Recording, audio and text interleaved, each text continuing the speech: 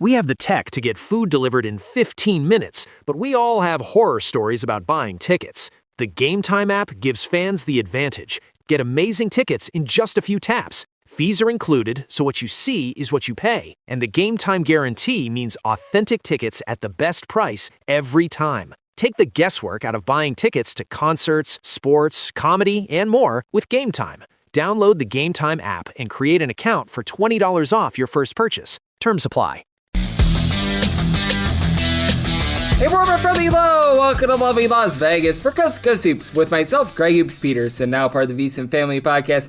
We've got an excellent podcast for you. We got the announcement late on Monday. Milan Momcilovic, he is heading to Kentucky. Boy, oh boy, is this what Kentucky needed. I'm going to give you my thoughts on that here in segment number 1 with the rest of the college basketball news and notes that we saw in college basketball Monday in the final segment. And along the way, we're going to talk with our friend Rocco Miller, who does amazing work over at bracketeer.org. Now, we did the interview before Milan decided that he was going to be going to Kentucky. We actually did it about an hour before he decided that he was going to be going to Kentucky, so you'll get a little bit of speculation there. I'll talk with him about what we've all seen in these NBA draft decisions. We're going to chat with him about some of these mid-major teams that have made some great moves that are going a little bit under the radar as well, because everything that has happened with St. John's signing Tunde Yusufu, the NBA draft decisions at LSU, has really, shall we say, caused for a lot of teams to be left in the shadow, and we want to give a little bit of light to those teams. And Rocco, he's helping so many of these teams out with their scheduling, especially the mid-majors, so we'll give them the platform. We'll talk about that and so much more. And then, of course, final segment, we'll talk about all the non-Milan moves that we saw in college basketball on Monday. If you do have a question, comment, segment idea, what have you for this podcast, you have one of two ways to be able to fire those in.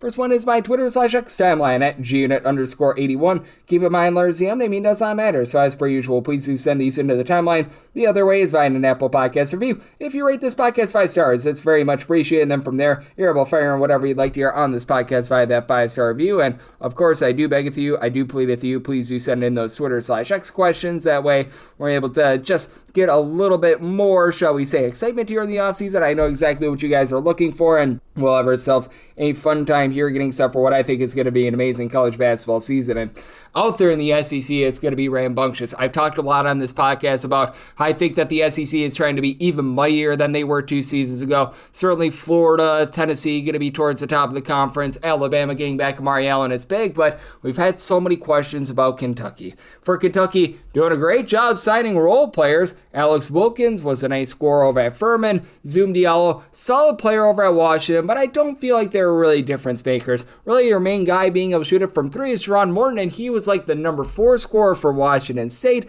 That's a big step up. Getting back Malachi Moreno was a nice piece to be able to set things up if they were going to try to make a run at one of the big players remaining out there in the transfer portal. And now they get their man, Milan Momcilovic. I always say that name incorrectly, so I do apologize, even though he's a man from my home state of Wisconsin. He signs with Kentucky. You have to think that he got a whole big giant truck ton of money, and yeah, for Kentucky, they were sitting on a lot of money because they had whiffed on so many guys.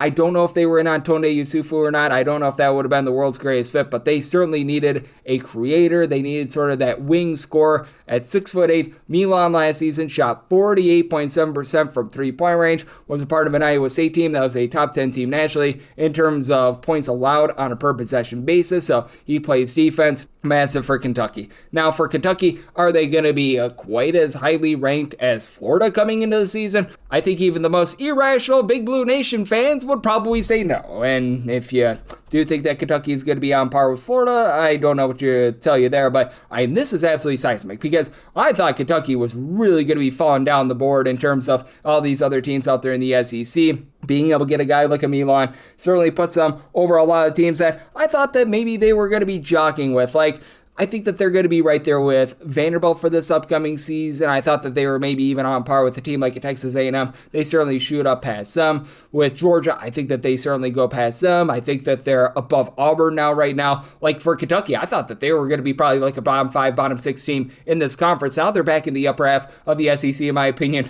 They used to coach over at Kentucky in John Calipari. He's got himself a solid roster as well. Could have probably used Malik Thomas back, but this is just absolutely absolutely huge for Kentucky. All of a sudden, you've got an SEC that is going to be so locked and loaded. They are going to be the top conference in all of college basketball coming into things. Now with the field expanded to 76 teams, we all recall what they were able to do 2 seasons ago. I mean, it could be a case where they get 13, 14 bids into the NCAA tournament once again this season. I know that Rocco does a great job looking at international signings. South Carolina had one a few days ago as well. Mississippi State, they are a roster that's rough, but they've got a guy in Joshua Hubbard who's able to give you 22 plus points per game. This is big for Kentucky. This is big for the SEC. And now all those teams that struck out in the transfer portal, that was pretty much the last gasp for them to be able to get truly a star player in Kentucky. They get it. So massive for them. And what else is massive? Getting our good friend Rocco Miller aboard. He joins me next right here on Coast to Coast Hoops with myself, Greg Peterson, now a part of the VSiN Family Podcast. We have the tech to get food delivered in 15 minutes, but we all have horror stories about buying tickets. The Game Time app gives fans the advantage. Get amazing tickets in just a few taps. Fees are included, so what you see is what you pay. And the Game Time guarantee means authentic tickets at the best price every time. Take the guesswork out of buying tickets to concerts, sports, comedy, and more with Game Time. Download the Game Time app and create an account for $20 off your first purchase. Terms apply.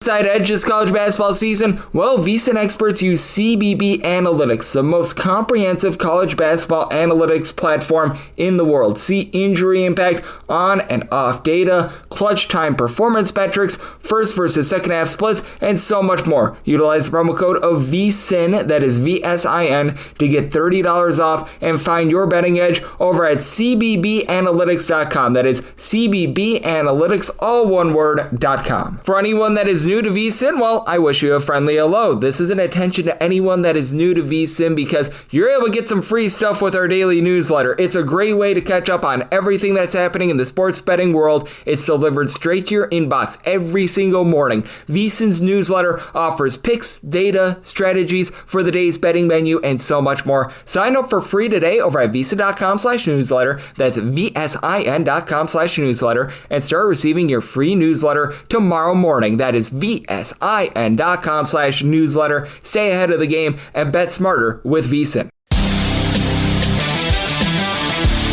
And we're back here in lovely Las Vegas for Coast to Coast Hoops with myself, Greg Peterson, now part of the VSiN Family Podcast. Always great to be joined by this man as we've got our guy Rocco Miller aboard. He does such great work over at bracketeer.org, looking at this great game that we all know and love of college basketball. I know that he is very much grinding the midnight oil, taking a look at scheduling. Now we're in June, so now we've got a lot more clarity with these rosters. Still a few guys that are still out there in the transfer portal. We're seeing some of these, shall we say, guys that slipped through the cracks, signing with teams, but certainly we're getting more clarity there. We have clarity with the NBA draft decisions, which we'll talk about with Rocco as well, and he's a man that does so much great work on so many different fronts. Obviously, bracketeer.org, and you heard our good friend Robbie Losella, who does great work with bracketeer.org a few days ago. Now we got the main man aboard with Rocco as well. Does a great job over at the Field of 68 basket under review, and this time of year does a great job on the college baseball front as well. You're able to follow him on the old Twitter/X at his first and last name, Rocco Miller, the number 8 altogether. And Rocco, it's always a pleasure, my friend. Thank you. Hey, I appreciate the big introduction there, Greg. I'm doing great. Always a pleasure to be on with you. How is the beginning of June treating you so far? Well, it is treating me well. I'd probably the worst state ever a week ago, which people found out on the Twitter/X. So hopefully this month yields a little bit better for me. And hopefully this month yields very good for these college basketball teams as well, because now we know what we're getting a little bit more with these NBA draft decisions. And Rocco, just how did you take a look at these decisions? Because I feel like it's a lot of what we've seen the last few years where these guys that were like fringe first round picks, second round picks, pretty much all of them aside from maybe Malik Thomas and maybe to a little bit of a lesser extent as well, Alan Graves, decide that they were going to return to school. Yeah, I think that's similar percentages if you want to look at it from a percentage basis. I think the guys we knew that were potentially going to go through the process and come back ultimately decided that, regardless of if you look at Ruben Chinyelu, of course, over at Florida, you look at what Stojakovic brings back to Illinois. I think the bigger curiosity I had with Stojakovic was he was long rumored to come back to Stanford and finish his degree and play for Kyle Smith. At least out at West he was with us. But I think that basically came down to if Illinois was going to hold his spot for him. If Illinois had moved on and picked somebody else via the portal or via international waters, the freshman class, then Mr. Stojakovic probably would have came to Stanford. It turns out everything worked out rosy for him in Champaign, so he will be back. Louisville's Floyd Badunga, obviously, I don't think he would have gone through the hoops and stresses of leaving Kansas, announcing for Louisville if he wasn't going to actually play for Louisville. That obviously is a big man of elite, proportions and big game changer for the Cardinals. So he did not come cheap to play for Louisville. The percentages of him actually staying in the draft in my mind were extremely low. And of course, he's coming to Louisville. You have Jeremy Fears coming back to Michigan State. Obviously, that's a big one as well. And so, yeah, I think with Amari Allen, with Alabama, that was a really interesting move there. And coming back to Alabama, I think that one might have been on the more of the surprising side. And obviously that gives Alabama much more hope to be in that top 16 like they've been a regular in a lot of the recent seasons, obviously just getting to the Final Four back in 2023 out of the West region, an experience I was a big part of there. And Tyler Tanner coming back to Vanderbilt in that same league. Nobody really more important, you could argue, in the entire country out of the top 16 last year, or maybe top 20, I guess is fair to say. Tyler Tanner was to Vanderbilt, definitely the straw that stirs the Commodore drink coming back to town. I guess the biggest surprise to me was Tonde Yesufu coming back to college basketball, but then immediately signing with St. John's. I thought that was done very well by the St. John's group, under the radar. Nobody really leaked that early. And then all of a sudden it's a story right after midnight by Shams. So quite a moment there. Yeah, St. John's not messing around. That immediately vaulted them from the 18th ranked team on Bart Torvik to a top 10-ish team. I think they're 11th right now. National championship contender with all the pieces they've already brought in, plus Yesufu into the fold. So I think those were the major ones. What did you think, Greg? Yep, I thought that those were the major ones, with Yesufu wasting no time going on over to St. John's as well. It's clear that something was probably happening behind the scenes there, and I felt like that was so big because he and Milan Momcilovic, who, as we're doing this podcast, is really the big fish still out there, those were the main two guys to the teams that struck out to be able to have a second chance. And instead of having two bites at the apple, these teams, like looking at you, Kentucky, now have only one guy that they're able to chase after. Right, yeah, now you got a little bit of a sweepstakes with Milan. Obviously, Arizona's fighting hard to get in that mix. You've got Kentucky with an opportunity, maybe. They've been the long rumored team. But now you got Louisville and obviously St. John's as well, throwing as much as they can at Mr. Momcilovic to see if they have a good chance to land him. So seems like a four-horse race still. We'll see where that lands. But obviously with his deadly shooting and so forth, it's going to be a major, major difference maker for one of those four teams that already, I think in all four cases, Kentucky maybe needs him the most, but I think with Arizona, it really can solidify them as another team with a national title realistic run in them. Just that important piece, the threat from the outside. Milan can get inside as well and finish like the way Tommy Lloyd likes to play. He's obviously got long arm and is a positional piece defensively. And then, St. John's, he will be able to play a lot more free with the middle pretty much spoken for in St. John's. So I'll be very curious to see where he lands. Obviously, these are all national championship type decisions. But yeah, and I think on the other end of it, right, like Ibuka Okori does not come back to Stanford. He stays in the NBA draft. And, Stanford is going to be so well coached with Coach Smith as always. But without Okori, they're going to really, really have to work for it like they did last year to stay in the mix for an at-large bid. I think it could be one of those teams that are helped by those extra 8 at-large spots. Yeah, they're going to really have to earn it without that kind of clear, top of the ACC talent at any position. Yep, I'm right there with you. And all those teams, man, they really reach a different stratosphere if they are able to bring in Milan. And it's going to be interesting to see how things go there, as Rocco Miller does such great work over at Bracketeer.org, is joining me right here on Coast to Coast Hoops. And I am lost in the hoopla of the NBA draft decisions, lost in the hoopla of everything with LSU. We don't need to give them any more attention on this podcast because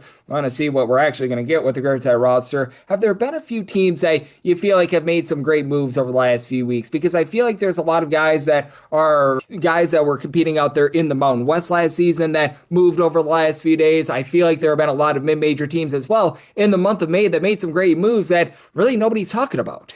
Yeah, I mean, there was definitely some announcements. I thought, South Dakota State brought in 4 players the other day that caught my attention. with the portal. A couple of guys that had made impacts at places like SIU, Edwardsville, and elsewhere where they've got proven experience coming in. One of them's a D2 player as well that I found to be pretty impressive. And South Dakota State's a team that traditionally is, of course, in the mix for the Summit championship game, and they should be once again. North Dakota State had a heck of a year last year. We saw Omaha 2 years ago. So maybe the Jackrabbits getting a little extra hungry here. But I thought it was interesting that they brought in so many impactful players late. They also brought in, as part of that quartet, was John Mekonnen, a down transfer from Colorado State who played in the Mountain West last year. Didn't get as many minutes as he wanted, but could be a big-time player in the Summit, as well as E.J. Ryans, who played all 31. He started all 31 games for Western Michigan, and the Broncos, of course, fired Coach Stevens, so now he was looking for a new home. That was a nice kind of underground pickup, I think, just to get the experience there. Miles Thompson's the addition I'm talking about from SIU Edwardsville, and Jesse Van Kalsbeek from Northwestern College transfers up from the lower division rank, but he definitely was a key contributor, player of the year in the GPAC. I don't know if that's the Greg Peterson. Is that the Greg Peterson Athletic Conference? It might be. But yeah, he was actually an NAIA player and an NABC first team All-American at that level. So you love the upside when you take a player like this, and he was only a freshman in 25. He was the freshman of the year that year, All-American as a sophomore, now going to be a junior at South Dakota State. So that could be a really, really under the radar ad there. And I think just between the four of those South Dakota State additions, there's certainly proven commodity with Miles Thompson. The other three bring a lot of upside. And so when you put that together, that's going to give the Jackrabbits abilities to do different lineup combinations, different ways to beat you. And we were kind of curious, talking in that league about where they were going to land. I would also just say in general, I've been spending a lot of time with the Missouri Valley, as I typically do, Greg. I think what you see with UIC is a very interesting group, obviously getting Mecky Lowry to come over from Towson, and Ahmad Henderson's proven as a guard, of course, and Andy Johnson's back, who had a stellar freshman year. You have Jace Nathaniel, Rashund Washington Jr., Asa Thomas. There's a lot. Gabe Cups.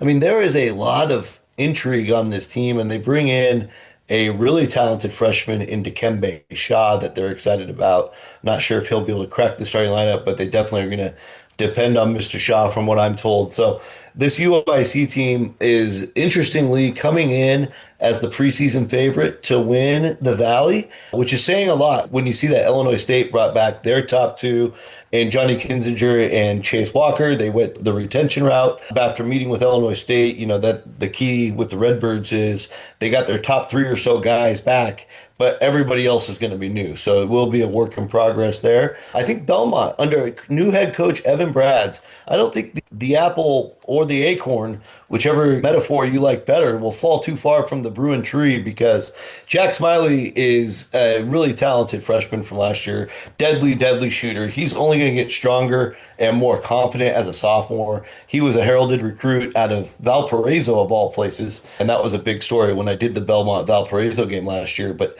having him to build around with Jabez Jenkins back as well, probably their best athlete. Dion is a 6'9" guy who got injured last year. He comes back. So I think the fact that they got Coach Ayers to stay on staff is under talked about nationally at Belmont, because Ayers was the associate coach, really involved with the nuts and bolts and the guts of the program, whether it was offensively, defensively, player personnel, all the years he spent there. And he was actually part of it when Evan Brads played for Belmont. So to keep that glue obviously speaks to the type of glue they bring back here with those top three players.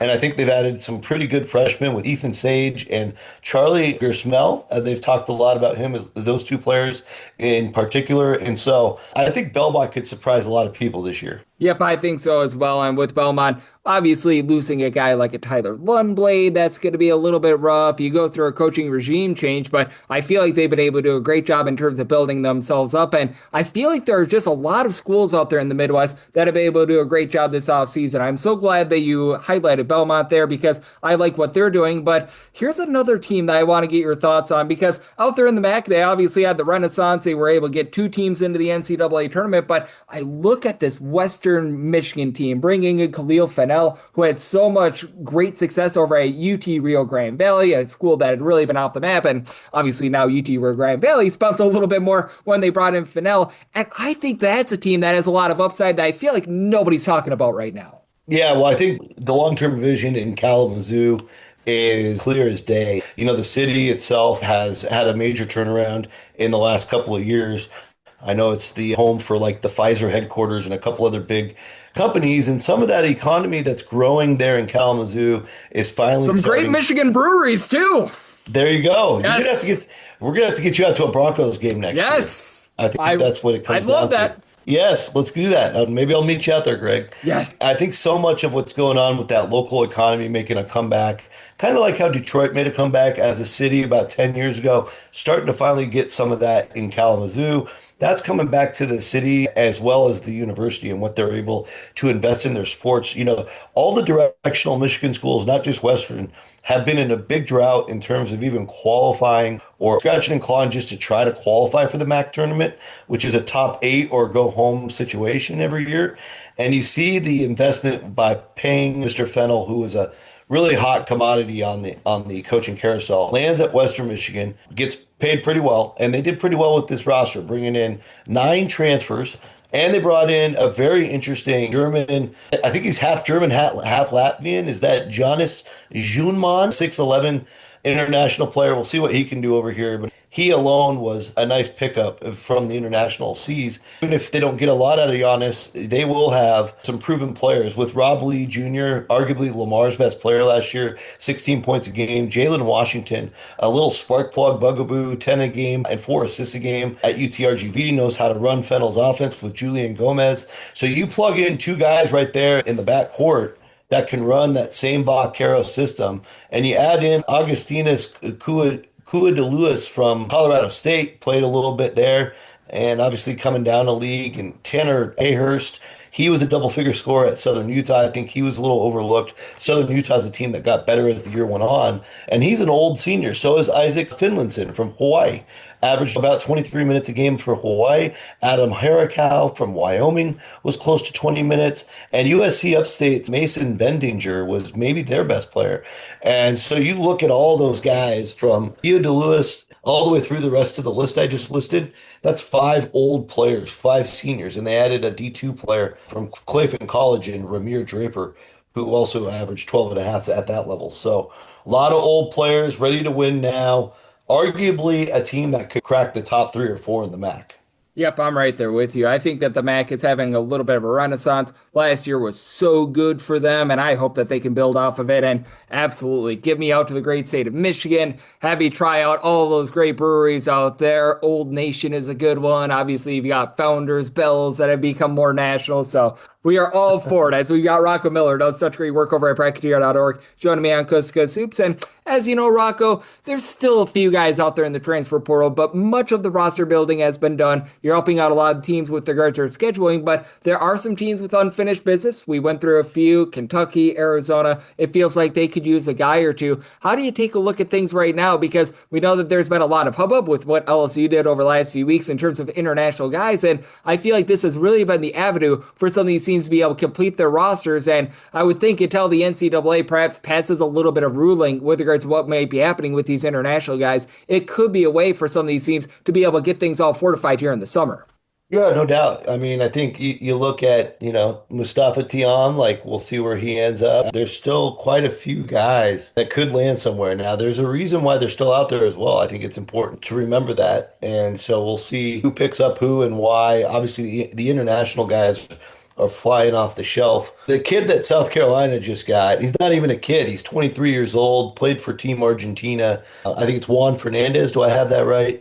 I'm going off memory right now. Yeah, and I mean, this guy has already been in multiple FIBA events, big time Euro basketball games, playing for Argentina. So how are these guys going to adapt to college basketball? But I think in a situation like his, he's a total leader. I think he's a team captain on some of those Argentina teams. So if you keep finding guys like that, I can't even tell you the best players available because the list is endless when you start going overseas to all these other leagues and you can get 23 and 24-year-old guys. But at the same time, I mean, I think the thing to pay attention to closest is on a team-by-team basis, just how many roster spots there are left and what positional needs are there. Some of those are glaring, like Kentucky's, I think are pretty glaring, what they're looking for. Things will start to get rumored before it actually happens. So nobody really specifically that I'm super keyed in on, but at the same time, I'm more focused on just matching teams up for games at this point, and that's a difficult enough task. Yep, and it certainly is a difficult task, but you guys over there at Bracketeer.org keep us all straight. So I'll give you the floor right now because I know that there's a lot of scheduling that's going to be coming out here in the month of June and into July as well. You guys are very hard at work. You personally are hard at work helping out with so many of these multi-team events and so much more. So let the good people at home know it's all on tap for you and how people can follow along on social media and other platforms. Yeah, thanks, Greg. So Bracketeer.org is the mothership. Obviously, we'll have non-conference schedules rolling out throughout the next couple months. This next week will be the last week where the non-conference pages are hidden. I know I've teased that for a few weeks, but just wanted to make sure we had enough data, complete compiled information, enough information to make it worth everybody's time to come to the site and start getting a taste. And obviously, the other part of that is there's a lot of games that you'll see in there that do not or have not been announced. So some of that is with the honor system that, we maybe not have fully signed contracts on a couple of these, but I know it's there as a vehicle for not only the fans to get excited about games and everybody start preparing on where they might be traveling to next year if you really are hardcore and you like to travel with your team, but actually mainly for these programs and these coaches who really use the website as a vehicle, as a resource to help schedule those last couple of games. They can also reach out to me directly to help assist with that. And so there's a lot of different reasons why it's important, more than meets the eye. We appreciate everybody's support as we go along,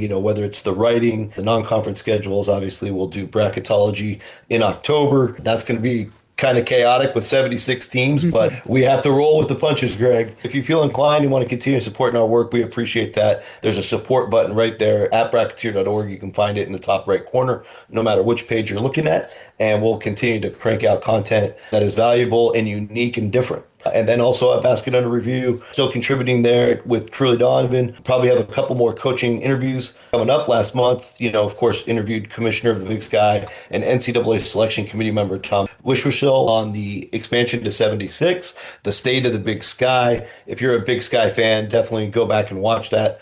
Had a lot of great information about the league and about the NCAA tournament and where the Big Sky stands in general. They are coming off their best year as a conference in 20 years. If you can believe that, the 15th best league in KenPom with about 7 or 8 really solid teams last year. And they're continuing to expand on the quality with the additions of Utah Tech, who I think could have a good year, and Southern Utah rejoining the league next year. So pay attention to the Big Sky. And then last but not least, Field of 68. Obviously, the big excitement there is the opening day tip-off marathon. Can't tell you all the matchups yet, but I think they're getting close to making this a full 24 hours. And so I can't claim a lot of credit for that, but all the games that I'm hearing getting done, let's just say they're going to cover the full 24 hours, I believe. I would just say do not plan on sleeping if you want to see all these teams play starting at midnight the night before, which I believe midnight has been announced. That would be Sunday night, November 1st going into opening day, November 2nd, the tip-off between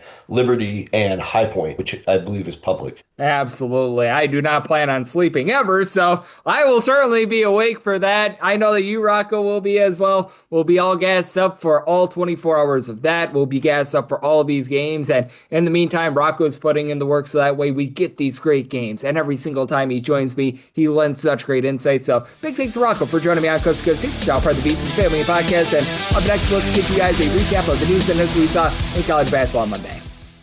We have the tech to get food delivered in 15 minutes, but we all have horror stories about buying tickets. The Game Time app gives fans the advantage. Get amazing tickets in just a few taps. Fees are included, so what you see is what you pay. And the Game Time guarantee means authentic tickets at the best price every time. Take the guesswork out of buying tickets to concerts, sports, comedy, and more with Game Time. Download the Game Time app and create an account for $20 off your first purchase. Terms apply.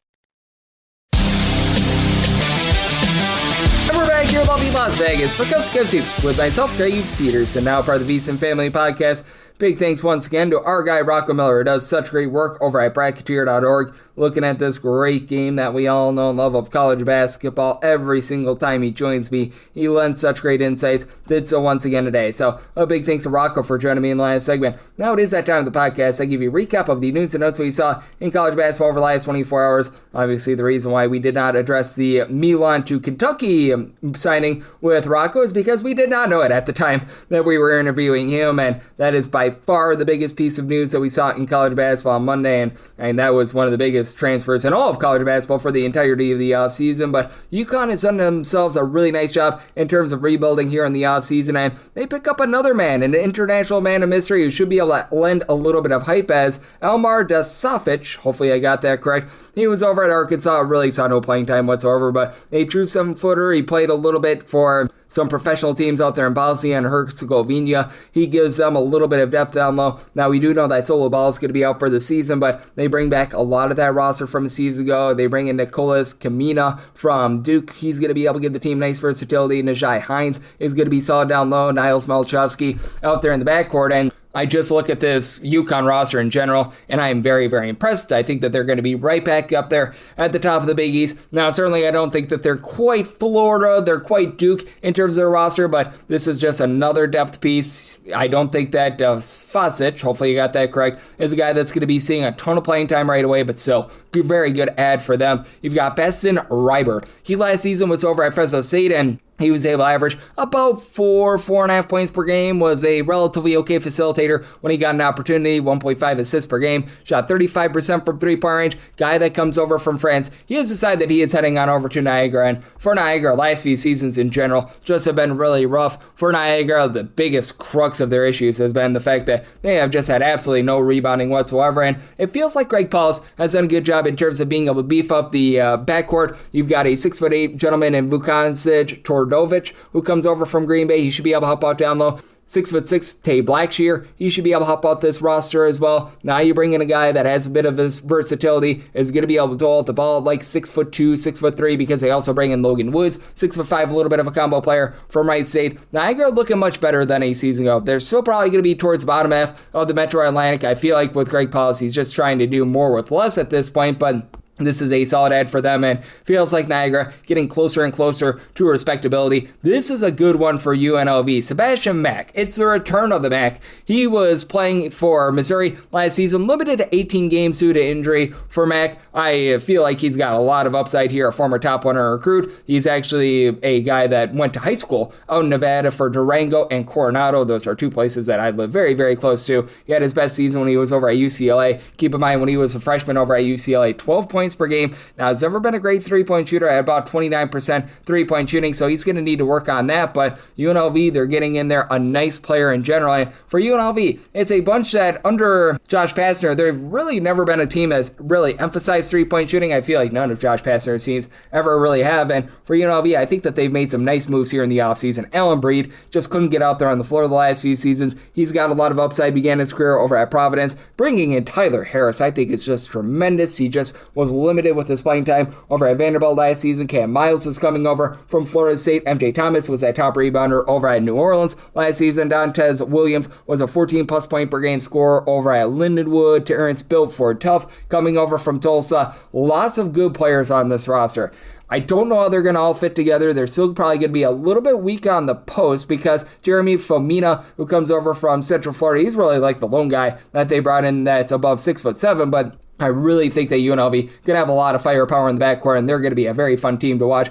Brian Akanmu, who was over at Wagner this last season, he was a starter for the team. He averaged about 6 points, 4 boards, and assists and a half per contest. He has decided that he is going to be staying within the conference. He's heading on over to Mercier's, a Mercier's team that I think is going to be able to utilize his skill set very well, because for Mercier's, this was a team that played very, very slowly last year on Wagner. They always play super duper slowly. It's a Mercier's team that was really good in terms of guarding the three-point line, good in terms of generating turnovers, and I think that this is going to be a very seamless fit in general for Mercier's. It is going to be a team that's going to be probably having a little bit of trial and error throughout the season, and their main other guy that they bring in via the transfer portal, also from within the conference, Tennessee Rainwater. That's a great name, by the way, as he was over at Lemoyne last season and a guy that began his career over at Utah Tech. But I think that for Mercier's, they're going to be able to build themselves some nice versatility, and I do think that they're going to do a nice job for this upcoming season in terms of being able to just lend a little bit more offense than they have their first few seasons at the Division I level. They certainly have the defense down pat. They've got a nice system where they play nice, slow and control. Now with Akamino coming in, I think that they're going to be a little bit more rock solid on the offensive side of things because he's a guy that is not really going to pop it and lock it from three-point range or anything like that, but has some nice post moves as well. So I think that this is going to be very beneficial for them. And then this one is very big for James Madison. Adrian Myers. He was over at Old St. Josie State last season.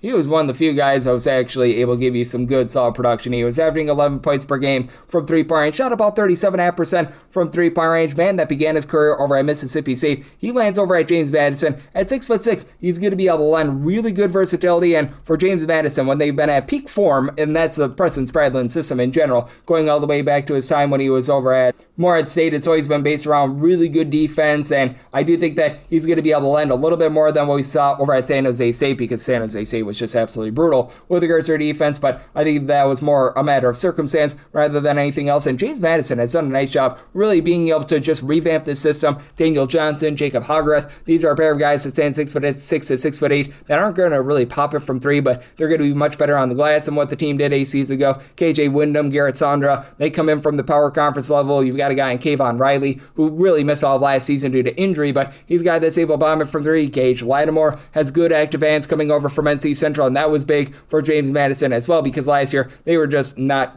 able to grab any steals whatsoever. And when it comes to Myers, he also offered for San Jose State a steal per game as well, so he's got some active hands. I think that this is going to be a great fit for them. And schools out there in the SWAC are continuing to be able to fortify their rosters as well, as you've got Jasheem Felton. He last season was over at Seton Hall, really couldn't get out there on the floor for them because he was limited to 3 games. You take a look at what he did in a full 2024-25 season. Not going to go out here and say that he lit the world on fire, but you saw 8 starts as a freshman. He averaged 3.5 points, shot 34.5% from three-point range as a 6'5", little bit of a wing. He heads on over to Alcorn State, and for Alcorn State, it was a little bit of trial and tribulation in season number 1 under the Jake Morton system, but I like what they've done here in the offseason. Mekhi Taylor coming on over from Albany gives you a little bit of size along Nigel Chalmers, who he was over at Kennesaw State. We give our to Lane Kiffin, go Owls. Now I would say that Felton is probably the biggest transfer that they've got here, but I mean, they've done a nice job mixing and matching. Even someone like a Kelvin Sermons, who was over at Stetson this last season, he's undersized at 5'8", but he should be able to dole out the ball. I feel like Alcorn State has made some great moves, and hopefully this podcast has been a great move for you. If you do like hearing from this fine podcast, Coast to Coast Hoops, you're able to subscribe wherever your podcasts, Apple Podcasts, Google Play, Spotify, Stitcher, and TuneIn. If you have a question, comment, segment idea, what have you for this podcast, you do have one or two ways to be able to fire those in. First one is my Twitter/X timeline at @GUnit_81. Keep in mind, letters CM, they mean does not matter, so as per usual, please do send these into the timeline. The other way is find an Apple Podcast review. If you rate this podcast 5 stars, it's very much appreciated. From there, you're able to fire in whatever you'd like to hear on this podcast via that 5-star review. And big thanks once again to Rocco Miller, who does such great work over at Bracketeer.org, for joining me in the last segment. We're going to get these conference preview podcasts started here, hopefully within the next 10 or so days. It's been a very, very wild offseason, and there's still a few guys out there in the transfer portal, but a lot of these smaller conference teams, they're starting to get things fortified. So I am very much hard at work on that, and I'm hard at work giving you guys a podcast every single day because I want this to be the best college basketball season ever. And once we get back in season, you're going to get the picks and analysis on every single game, every single day, like you've come to know and love. So appreciate you tuning in today. I'll be back with you once again tomorrow. Thank you. We have the tech to get food delivered in 15 minutes, but we all have horror stories about buying tickets. The Game Time app gives fans the advantage. Get amazing tickets in just a few taps. Fees are included, so what you see is what you pay. And the Game Time guarantee means authentic tickets at the best price every time. Take the guesswork out of buying tickets to concerts, sports, comedy, and more with Game Time. Download the Game Time app and create an account for $20 off your first purchase. Terms apply.